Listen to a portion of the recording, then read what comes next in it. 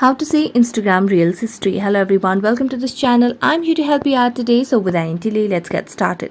So first of all, launch the Instagram application on your device and make sure you have logged into your account.